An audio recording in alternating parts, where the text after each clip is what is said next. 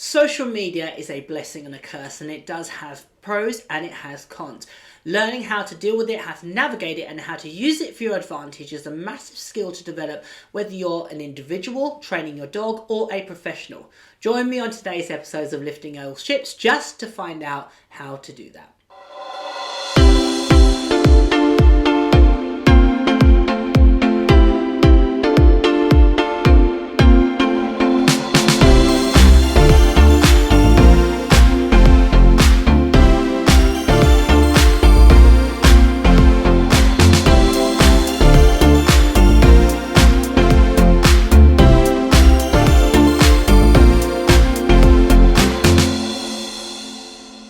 Hi there, it's Kamal Fernandez with today's episodes of Lifting All Ships, talking about social media and its impact on the world of dog training and how, as an individual, you can learn to control the power of social media and not let it become a negative force for you. So if I talk about my own experience with social media, when I first started training dogs, we didn't have social media. It just didn't exist. When we came off the ark in 2x2 formation, the only thing we had was a pen and paper and a notebook, and that was about it. I may jest, but social media wasn't part of the way in which I grew up. Certainly, this was really pre-internet, but now in today's society, it's such a huge part of how we live our life. Most of us probably have some sort of social media account, whether it be Facebook, Instagram, TikTok, Snapchat, etc., of which we utilize in varying forms. We might use it to communicate with family, to be informed about what's going on in our respective community, to partake in discussions about different topics and so forth and so forth. But as we well know, it can have a really powerful impact on you as an individual, but it can also have a really negative impact if not dealt with appropriately. So one of the big things that happens certainly with social media is it's first off, it's a marketing tool, okay? And I mean, I'm going to put my hands up and go, I use social media for marketing, and it's a really effective way of reaching people that are interested in what I do.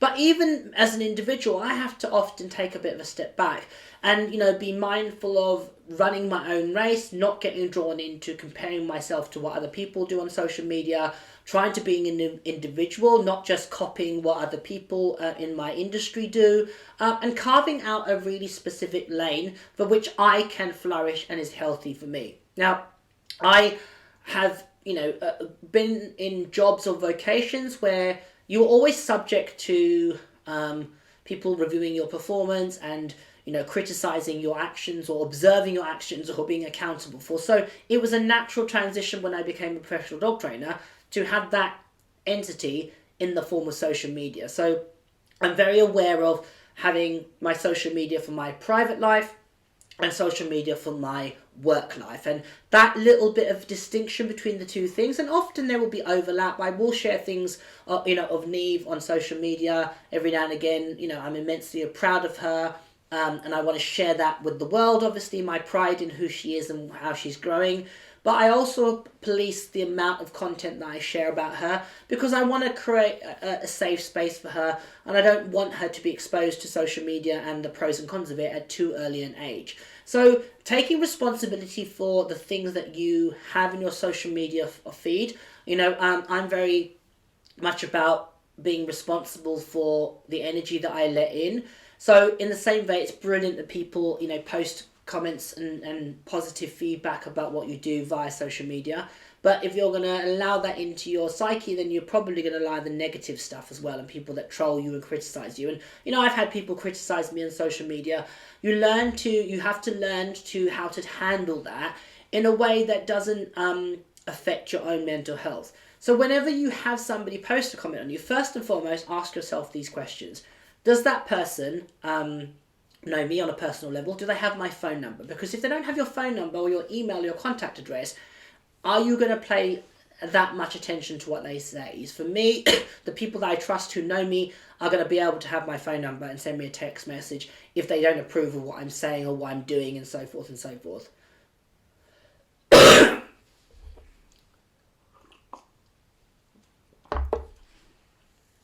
That's the first thing to say. Second thing to say about social media is I'm very aware of the groups that I involve myself in or that I belong to on social media, because every morning when you check your social media, most of us probably do, you get up in the morning, you scroll through Facebook, you scroll through Instagram, you're feeding that into your system, and you need to be accountable to yourself for what you're putting into your system mentally, whether it be, negative feedback, criticism on a group, somebody getting vilified and so forth and so forth.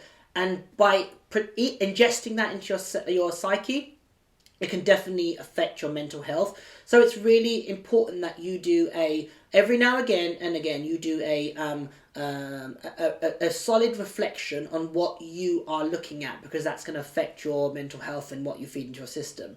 So social media is great for letting people know about what you're doing, promoting content, promoting yourself, promoting courses, selling content and so forth.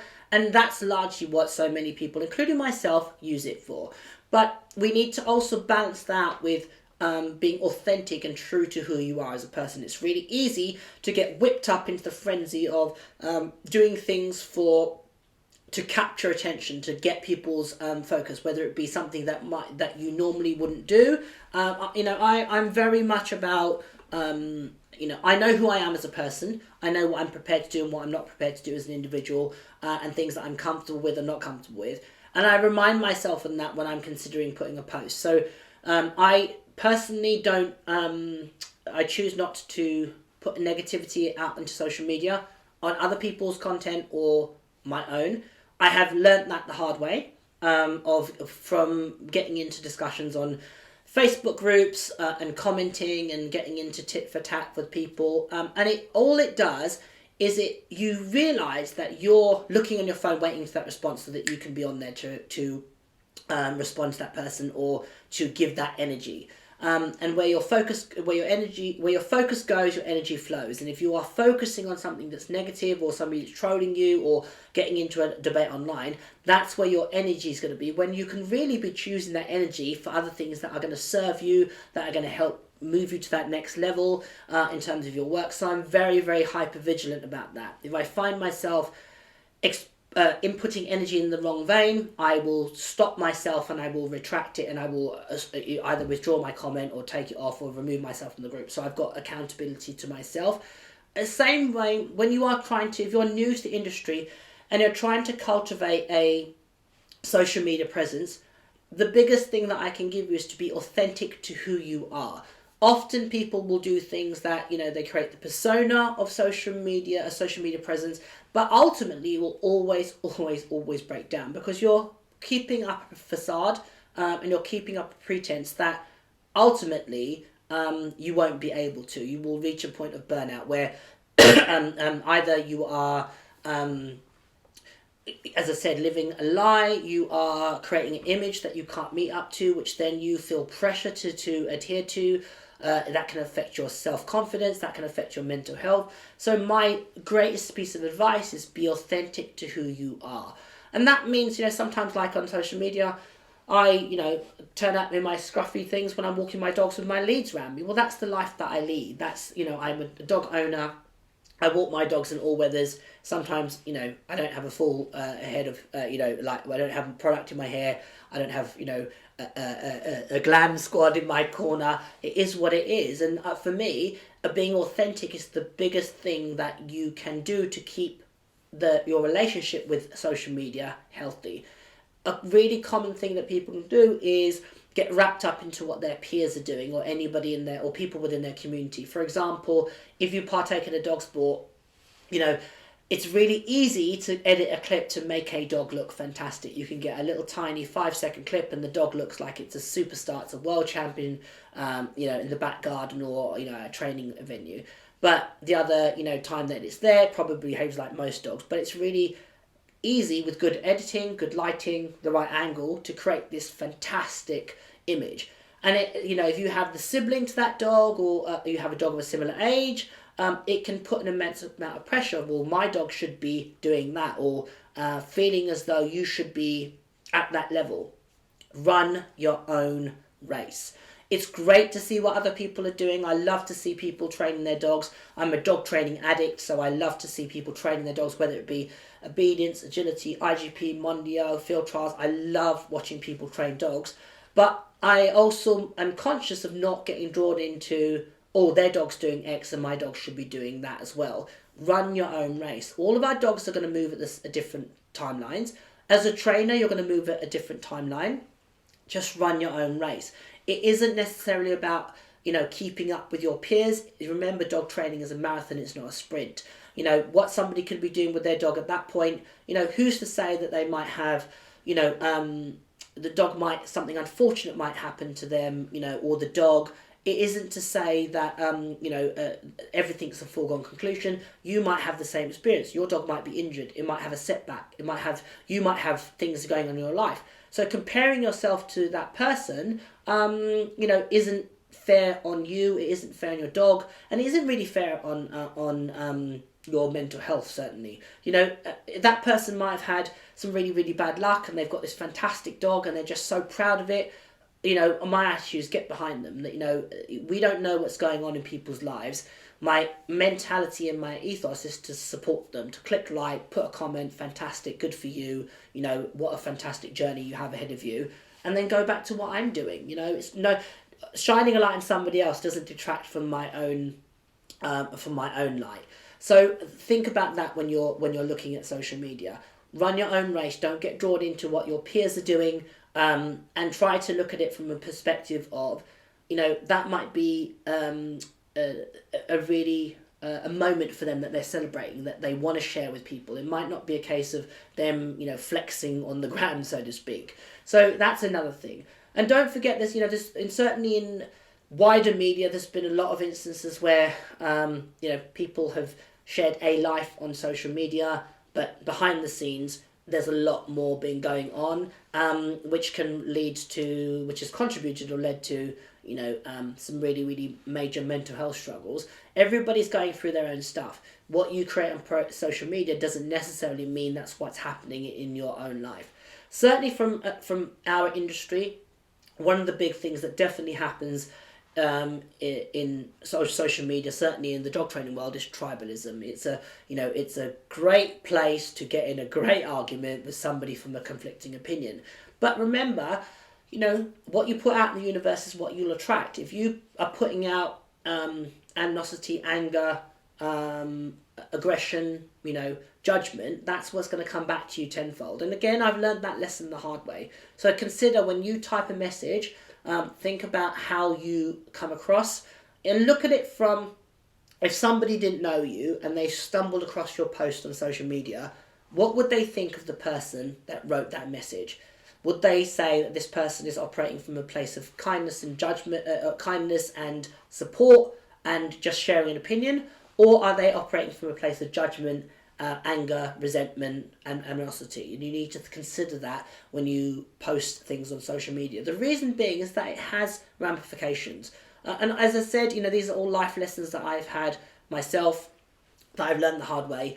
Be mindful of what you put out, because at some point it might not be directly, but it will come back to you in other ways, because that's how the law of the universe works. So think about that. Now, the polar opposite aspect of social media, it is a powerful tool that can be used for good. I know I've been the recipient of the impact of social media when I've had unfortunate things happen. Social media has been the go-to. I post when I've had dogs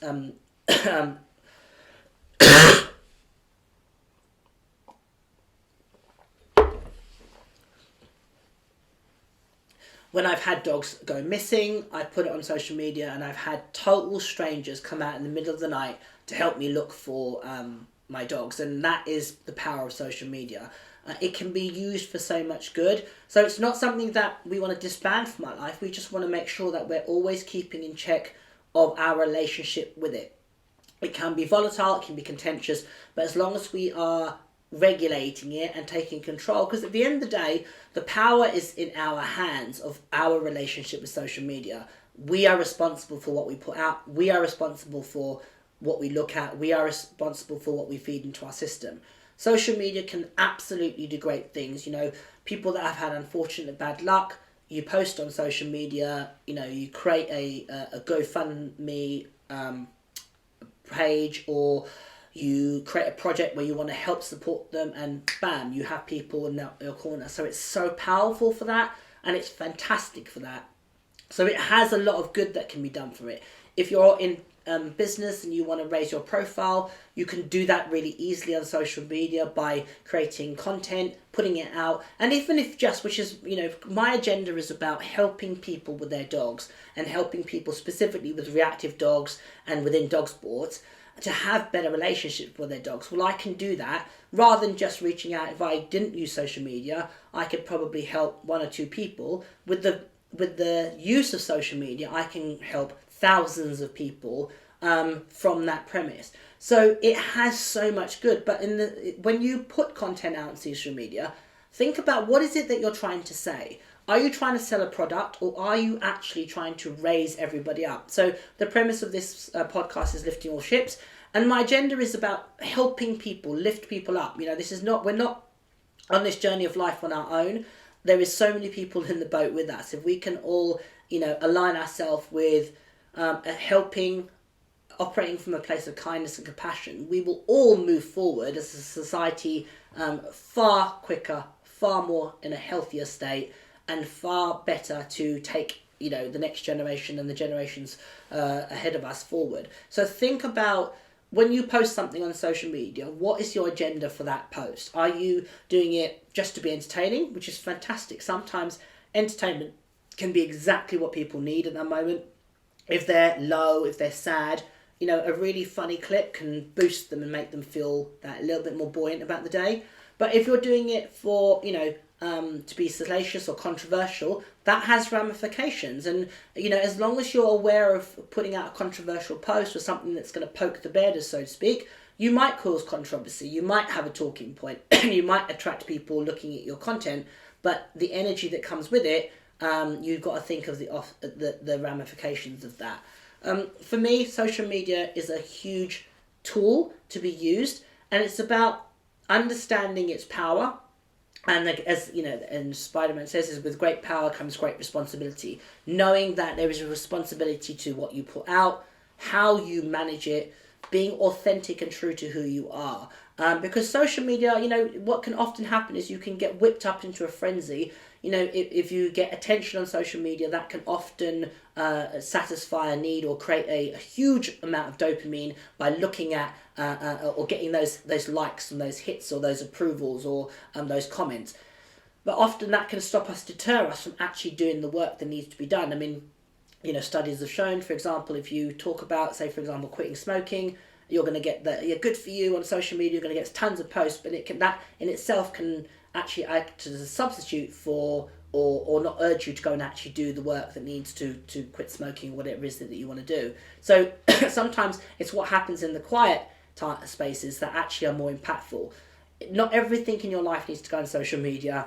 There is a balance to be walked, and yes, people share a lot of stuff. For me, I'm very, very conscious of what I share. I believe that there needs to be a line between what I do in my private life and certain aspects of my life.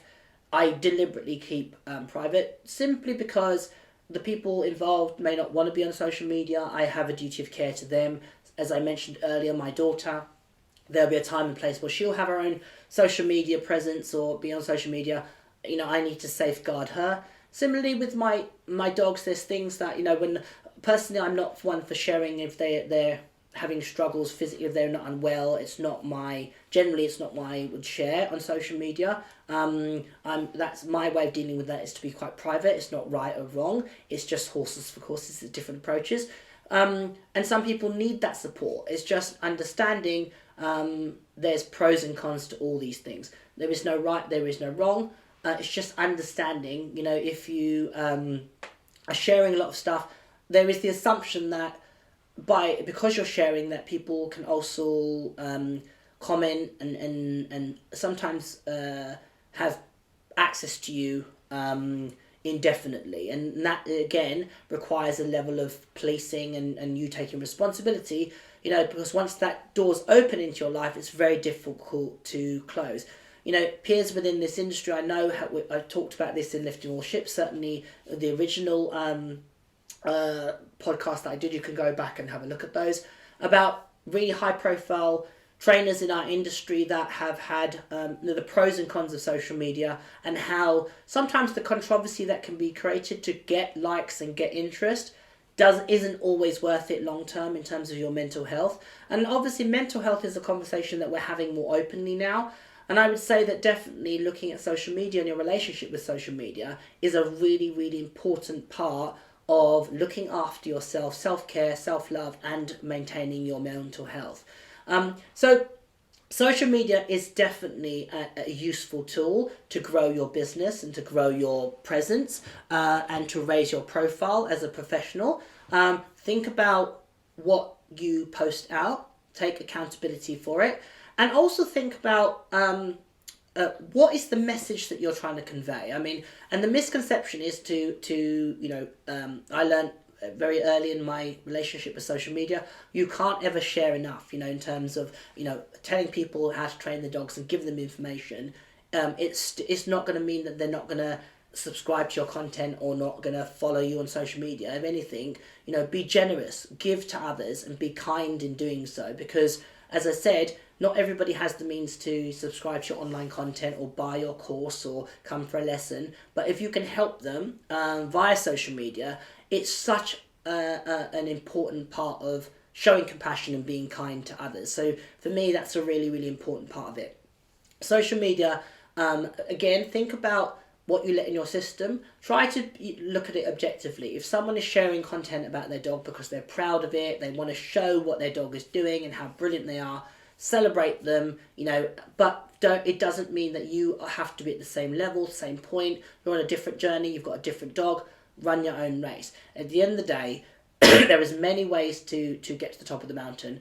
Make sure that you find the one that's appropriate for you and your dog. It is difficult, and if you really are struggling, then just take a break from social media and step back and give yourself almost a detox from it. That's a really healthy thing to do.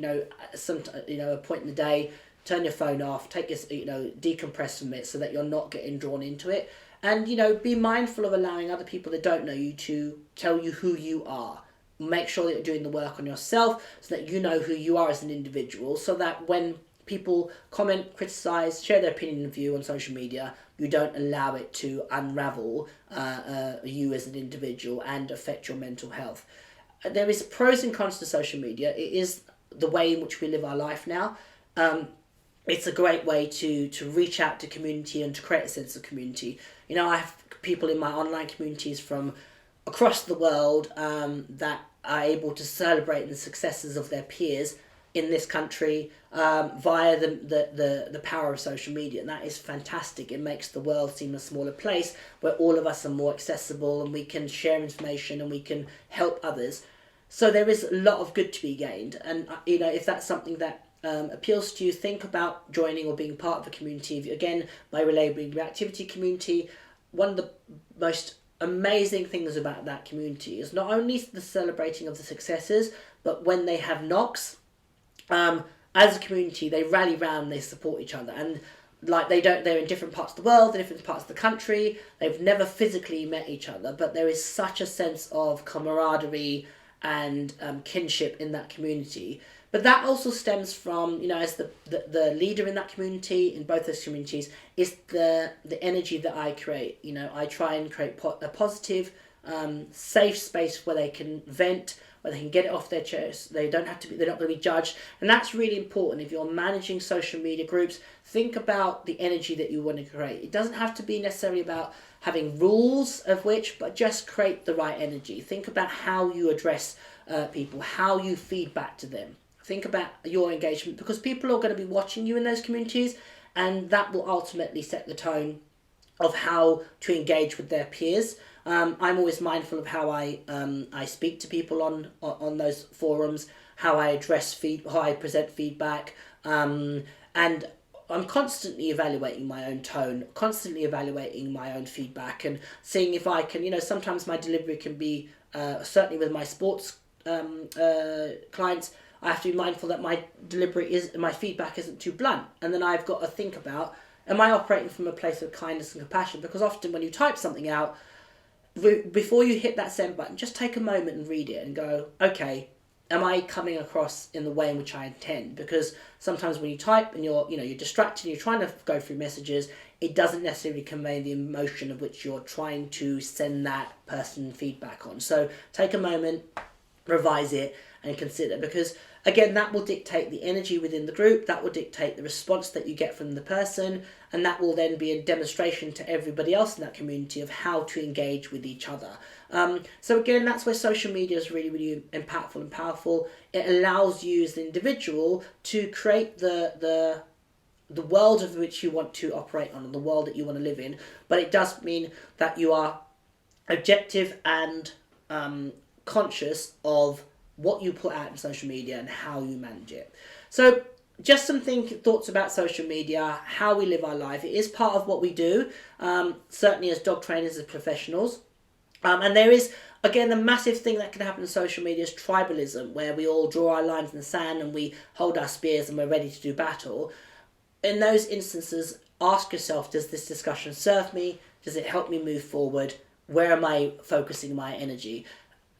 People are entitled to their own opinion. You may not agree with it. You may vehemently disagree with it. And that's absolutely fine. Whether you need to put that on social media is something that you need to consider. You can have a disagreement with somebody and just choose to read their comment and then let it go and move on and go about your merry way. And for me, it's about leading by example, showing people in the work that I do, in the way in which I conduct myself, the way in which I train my dogs, what is possible, as opposed to pointing the finger and judging people from afar. And certainly via the lens of social media. So just some ramblings from me about social media. It is a powerful tool. It has pros and cons. Make sure that you are continually reflecting on your relationship with social media, how you use it, where you focus your energy, and subsequently what is returned to you in the universe via social media and the way in which you hold yourself. It has a lot of power. Make sure, as Spider-Man says, with great power comes great responsibility. Make sure you're responsible for your own social media presence.